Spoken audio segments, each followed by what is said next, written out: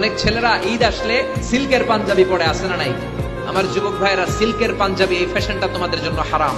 যুবকরা হাতে স্বর্ণের আংটি পরে, গলায় চেইন পরে, মেড অফ গোল্ড, স্বর্ণ দিয়ে বানানো যে কোনো জিনিস ইউজ করা, তারপরে সিল্কের কোন জামা পরা ছেলেদের জন্য হারাম করেছে কে?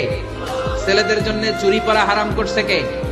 ছেলেরা অর্নামেন্টস পড়তে পারবে না, ব্রেসলেট লাগাতে পারবে না, সিল্কের পাঞ্জাবি পড়তে পারবে না, স্বর্ণের কিছু ব্যবহার করতে পারবে না।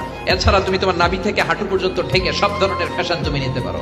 নতুন একটা ফ্যাশন এসেছে, চুলের এই দুই দিকে একেবারে মাথার সাথে মিলে চুল কাটে আর এদিক দিয়ে ঘোড়ার মতো রাখা আছে না নাই? এগুলো কোনো মুসলমানের ছেলে এই হেয়ার কাটিং কাটতে পারে না, চিল্লায় বলে ঠিক না। এরপর ট্যাটু লাগায় অনেকে, ট্যাটু চিনেন? এই ট্যাটু লাগালে কোনো ইবাদত তোমার কবুল হবে?